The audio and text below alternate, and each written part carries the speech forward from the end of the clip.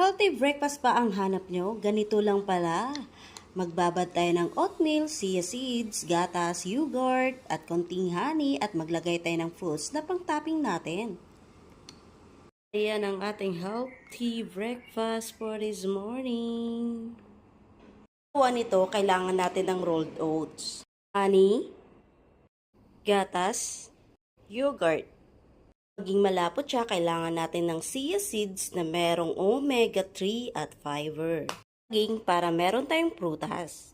Nuts naman ako dito pero hindi ito ang ginamit ko. So yun lang ang ating mga kailangan at kailangan natin ito ibabad overnight. Hello, what's up? Welcome to my bag! So for today's content mga kabab, gagawa tayo ng breakfast natin for tomorrow. At ang recipe na to ay nakita natin kay Doc Alvin. Siguro naman hindi tayo mamamatay nito.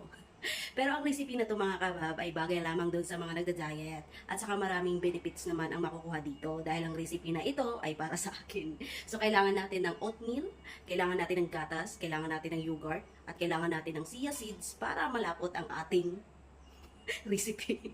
So tapos maglalagay din tayo ng konting honey. At kung meron kayong fruits or yung mga mixed fruit na na snacks, pwede nyo pang toppings o di kayo mga berries, strawberries o whatever. So ang sa akin ngayon ay saging ng aking pwedeng i-toppings dahil yun ang binili namin kanina ni Madam. So let's go, gagawin na natin. Maglalagay tayo sa ating container ng oatmeal, 1 cup, 1 tablespoon na chia seeds.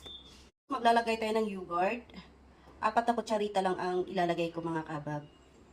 Ito yung yogurt na ginawa ko. Tama na yan. Maglalagay tayo ng 1 cup na gatas almond na unsweetened. Tapos mag-add tayo ng 1 tablespoon na honey. Tansyahan ko na lang to.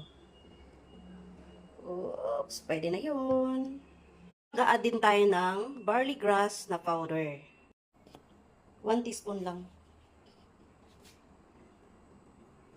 Tapos, may mix na natin together hanggang sa mag-combine na ang lahat ng ingredients natin. Tapos, isang banana. Dahil nga na-mix na natin lahat, itatoppings na natin ang aking banana. Perfect! Meron na tayong healthy breakfast para bukas. Titingnan natin kung ano maging itsura niya bukas at sabay-sabay tayo mag-breakfast. Okay na siya, ay ilalagay na natin sa ating ref. Annyeong! See you bukas! Punong-puno, no? Morning mga kabab. Siguro nakapag-breakfast na yung iba, no? Ako kasi hindi pa nakapag-breakfast kasi kanina uminom ako ng cucumber juice. So, kailangan ko mag-antay ng 30 minutes bago ako mag-breakfast. So, kukunin na natin ating breakfast. Oops. Taran-taran. Ang lapot niya, bes. Ito yung oatmeal na binabad natin. Hindi ko naman siya ginagawa araw-araw or kinakain every morning kasi ang pagkain ng sobra hindi rin maganda kahit sabihin natin healthy siya, pero dapat once in a while lang din. Alternate lang ba, pag meron akong fruits na pang toppings o pang mix sa ganito, gagawa ako. Kaya na natin mga kabab, hindi ko naman first time itong ginawa, pero first time kong nagmix ng saging na binabad all night. Yung last time kasi gumawa ko ng ganito is ang nilagay ko mga nuts.